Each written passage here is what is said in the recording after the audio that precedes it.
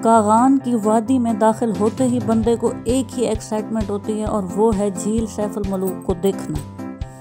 एक तो ये झील मशहूर बहुत है और दूसरी बात ये कि ये हकीकत में भी इतनी ही खूबसूरत है जितनी कि तस्वीरों में नज़र आती है। पिछली गर्मियों की बात है, हम लोग नारान में होटल ले चुके थे और रात को इसी खुशी में नींद भी ना आ रही थी कि सुबह सैफ अल मलूक देखने जाना है। सुबह हुई, हम नाश्ता करने के बाद तैयार होकर बाहर आए। मैंने भाई से कहा क्यों ना हम हाइकिंग करके झील तक पहुंचे, थोड़ा सा तो रास्ता है। भाई ने तमस्कुराना नज़रों से देखा, वाह मैडम पता भी है चढ़ाइयाँ कितनी हैं। नारान से कुछ 2,500 से 3,000 फीट बुलंद है ये झील और काफ़ी ख़तरनाक रास्ता है। आप कहे तो ऐसे रही हो जैसे आपने केटू सर कर रखा हो। मैंने मजीद इसको ना छेड़ा, बुलंदी का हिसाब लगाया, दिल में सोचा कहे तो ठीक रहा। एक जीप बुक करा ली गई और सवारियाँ इसमें जमा होने लगी। मेरी बदकिस्मती समझें कि मैं इस तरफ बैठी जहां से अब मुझे सारा रास्ता मुल्क और मौत नजर आना था। पहले तो खुश हुई मैं, वाह क्या आला जीप है। जीपें तो होनी ही ऐसी चाहिए, ओपन एयर, ताकि बंदा मजे से कुदरती माहौल को महसूस भी करता जाए। ये और बात है, अगले 20 मिनट में मेरी राय यू टर्न ले चुकी थी कि ये क्या बेगैरती है, ऐसे रास्तों में इतनी गैर महफूज जीप, ये तो सवारियों का दिल फटाने का सामान है। इनको शर्म नहीं आती ऐसे मौत के कुएं में चलाने वाली जीप बनाते हुए। पहले तो हमने खुशी खुशी ड्राइवर को सॉन्ग्स चलाने का कहा, इसने हुक्म की तामील की, हम एंजॉय करने लगे।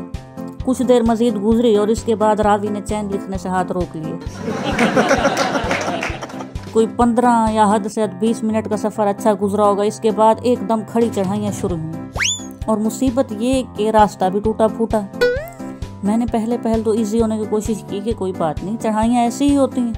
मैं इस बात पर बड़ी बहादुरी से कायम भी रहती कि धक्कों का आगाज़ शुरू हो गया और धक्के भी ऐसे कि मुझे जीप के इकलौते डंडे को दोनों हाथों से काबू पकड़ना पड़ा और संजीदगी से सोचने लगी कि मेरी टांगों पर कोई वजन रख दिया जाए, क्योंकि मुझे डर था कि अगले किसी धक्के में खाली जगह से निकल कर नीचे गहराइयों में जा गिरूंगी और किसी को पता भी नहीं चलेगा।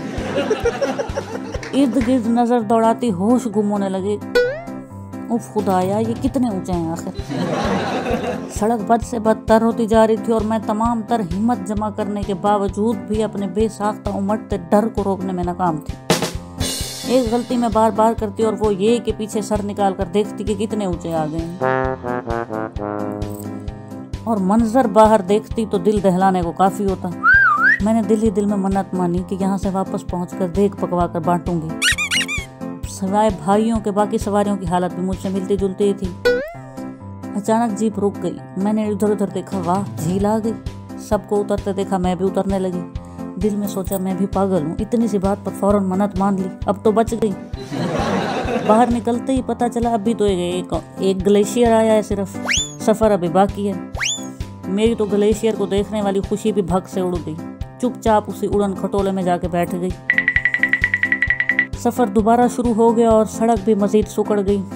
नीचे देखने की अब हिम्मत ही ना रही थी, क्योंकि झील से निकलने वाला दरिया अब एक सफ़ेद लकीर से ज़्यादा नहीं लग रहा था और पीछे देखने के लिए जिगरा चाहिए था, क्योंकि पीछे वाले पहाड़ काफ़ी खौफनाक शक्ल में तब्दील हो चुके थे। मैंने दिल ही दिल में खुद को कोसा और फिर से अल्लाह मियाँ से डील करने लगी, या अल्लाह गलती होगी, बकवास कर दी थी, देग वाली बात को पक्का समझ, अल्लाह मियाँ मुझे बचा ले। कैसा सफ़र, कैसा म्यूज़िक, कौन साथ बैठा है कौन नहीं बैठा कुछ पता ना था। मालूम था तो सिर्फ ये कि इस दरिया में जल्द या बदेर मैंने गिरना है। अब शायद 10 मिनट का फासला रह गया था, लिहाजा रश बढ़ गया था सड़क पर। सामने से जो भी गाड़ी आ रही होती, हमारा ड्राइवर सड़क के आखिरी कोने पर रोक देता और दूसरी जीप गुजरती। ये और बात है, मैं इतनी देर जिंदगी और मौत की कश्मकश में रहती कि अब गिरे के तब। मुझे सख्त गुस्सा भी आ रहा था कि आखिर इतनी खूबसूरत झील का रास्ता इतना ख़राब क्यों है, इस पर तवज्जो क्यों नहीं दी जा रही। ना झील सैफ अल मलूक आ रही थी ना मौत। आखिरी 5 मिनट मेरी जान पर बन गई और सोचा कब तक इस इंतजार पर लटका जाए कि जीप कब गिरेगी। अब्बू को दुहाई दी, अब्बू जी कहाँ है झील, अब तो बर्फ़ के पहाड़ शुरू हो गए, पूछो इस ड्राइवर से ये रास्ता भूलकर सियाचिन तो नहीं जा रहा। ड्राइवर का वही जवाब जो सारे रास्ते देता आया था, जी वो आ गई झील। इसकी बात पर बेबसी से मैंने इधर उधर देखा, कुछ नज़र ना आया। अचानक भाई चीखे, वाह। मैंने इसी की तकलीद में देखा तो बस फिर चिरागों में रोशनी ना रही। जीप रुक चुकी थी और झील एकदम से सामने आ चुकी थी। मैं हैरानी से आंखें मलती बाहर निकली। बेशक इस झील ने अपने शहर में जकड़ लिया। यूं ही नजरें जमाए डगमगाते कदमों से एक पत्थर पर बैठकर चुपचाप इस खूबसूरत शाहकार को देखने लगी। बोलती इस झील ने बंद कर दी थी। दिल मंजर से भरना नहीं था, उठकर चलने लगे कि मजीद करीब हुआ जाए। झील तक पैदल सफर भी गो के बहुत ज्यादा था, लेकिन इस झील का इश्क तारी था, अब कहाँ थक सकते थे। मजीद करीब हुए, ये और जलवे बखेरने लगी। ऐसी शहाना से झील को इतने करीब पाकर खुशी से जमीन पर पांव ही ना पड़ रहे। बार बार इसकी बर्फीली चोटियों पर नजर पड़ती, दिल खुशी से भर जाता।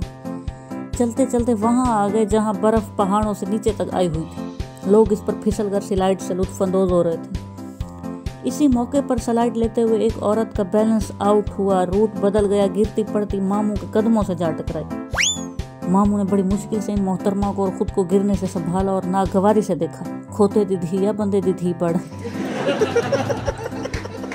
हमने हड़बड़ाकर देखा, लेकिन लड़की को समझ ना आई थी या शायद जानबूझकर अनजान बनी। शुक्रिया अदा करके चली गई। काफी देर हम घूमते रहे। इस दिन को जितना यादगार बना सकते थे उतना बनाया। इस झील के दीदार ने रास्ते की हर शिकायत दूर कर दी, और बेशक वापसी पर भी उतना ही डरे जितना डरना चाहिए।